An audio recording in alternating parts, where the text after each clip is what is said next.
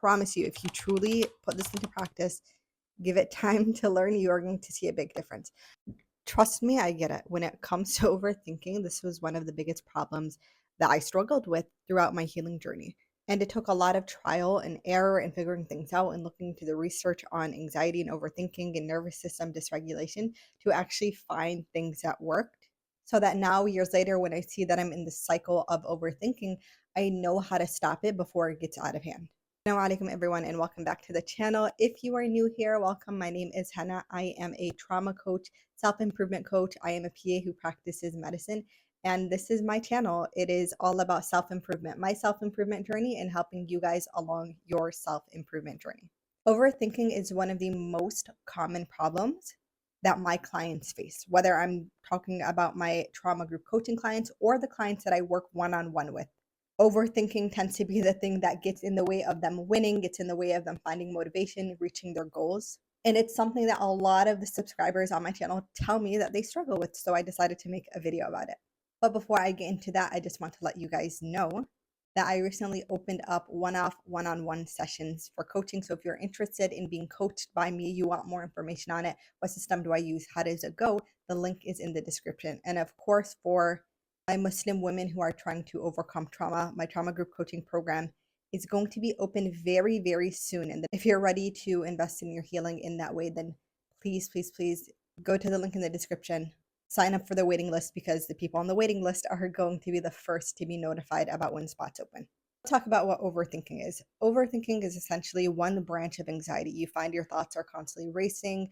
You are getting sucked into these constant loops of negative thinking. You are thinking, what if, and why can't I do this? And what happens if I do this?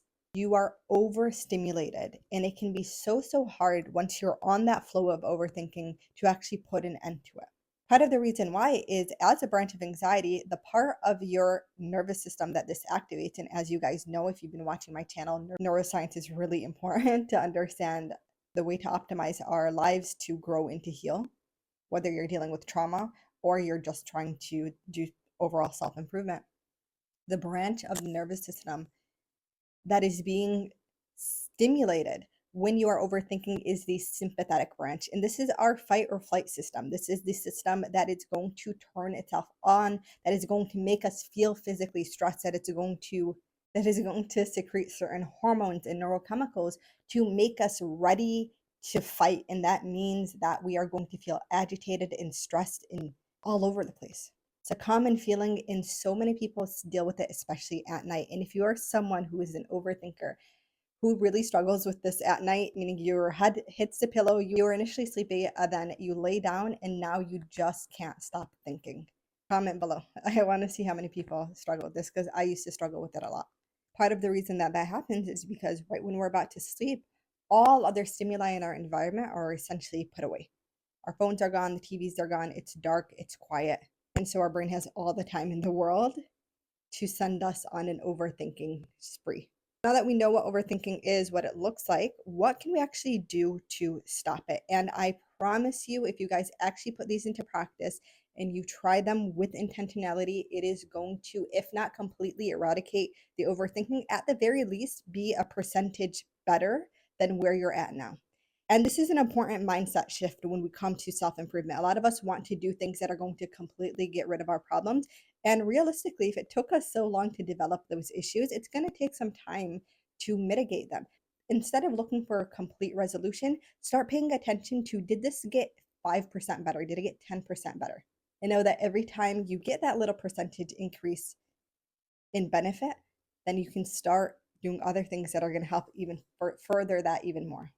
I'm going to give you 3 tips rooted in neuroscience and also obviously from an Islamic framework to help you with overthinking. Tip number 1 is one of my ultimate favorite ways to stop overthinking. It's one that I use when I'm especially finding that it is so hard to stop. And it is called leaves on a stream, lily pads on a river, has different names. This is actually a cognitive behavioral therapy trick.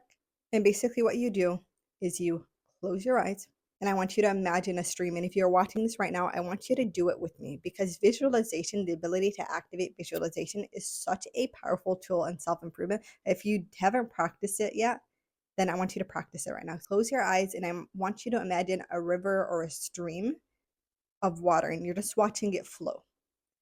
And all of a sudden, as you're watching this water flow gently and you can hear the sound of the water flowing, you start noticing that there are leaves, pretty big leaves or lily pads on the water and they're following the stream.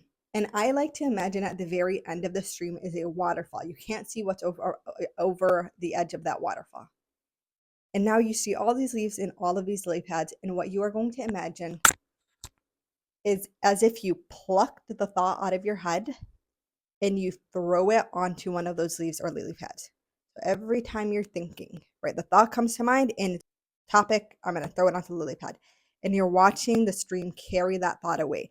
And this is a part that I added because I felt like it gave a bigger oomph as you watch it go over the waterfall and never to be seen again. And you just keep doing that, keep doing that. Every time a thought comes without judgment, don't say, why is this not working? Why am I still overthinking? Just keep going. So this often would happen when I was thinking about my coaching business or YouTube. So as it's coming, let's just say, for example, right? Oh, I need to make a video, throw it onto the lily pad.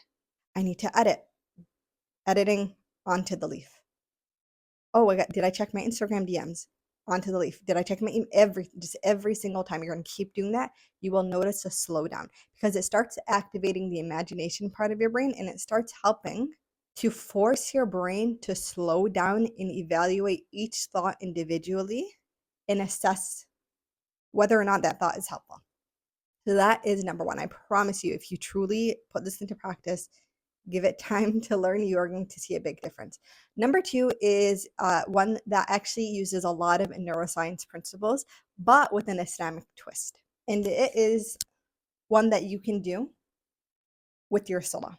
When you go to pray, whether it is salah time and you just have a fard salah that you need to pray, or you decide you're going to do 2 extra rakat nawafil, 2 additional rakat of a unit of prayer, I want you to stand in front of that prayer mat and you're going to take 3 deep cleansing breaths. 3 deep cleansing breaths. And then you are going to start, and when you start reciting the Quran, I want you to slow it down to as slow as humanly possible without it losing the flavor of the Quran. I want you to slow and beautify your recitation. You are going to prolong what needs to prolong. You are going to just let it flow over you. And just what usually might take about a minute of rak'ah, all of a sudden is taking 5 minutes, right? 3 minutes, 5 minutes. Why? Why am I specifically mentioning this? Well, first and foremost, Allah subhanahu wa ta'ala actually tells the Prophet ﷺ to do this. وَرَتِّلِ الْقُرْآنَ تَرْتِيلًا. This is a verse that can be found in Surah Muzammil, the slowing down and the beautification of recitation. The reason this is so powerful is, first of all, starting off with the cleansing breaths. What that does is it activates your parasympathetic nervous system.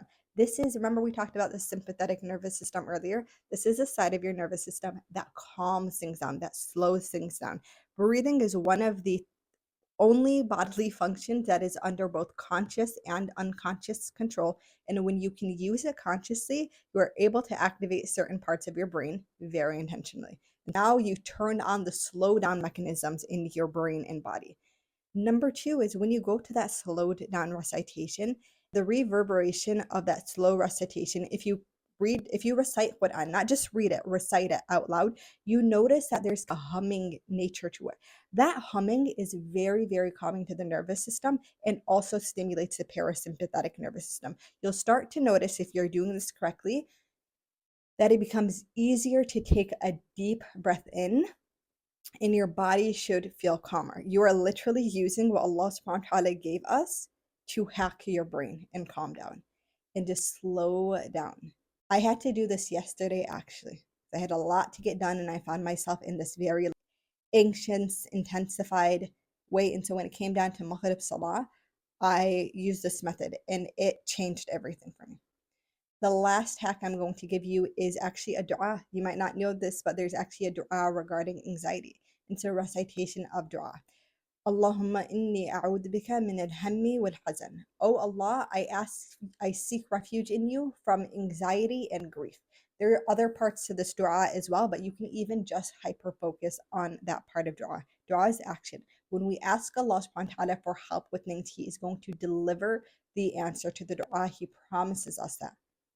So memorize that dua. I will try to remember, inshallah, to link it in the description for those of you guys who are watching. And with that being said, you guys, I hope these tips are extremely practical and helpful for you.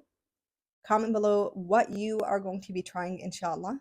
And for any of you guys who are looking to maximize your self-improvement journey, who want to work with me one-on-one, then see the link in the description. And for any of my Muslim ladies who are ready to take on their trauma in a very intentional, scientifically informed, and Islamically informed way, the link is in the description as well. Assalamu alaikum.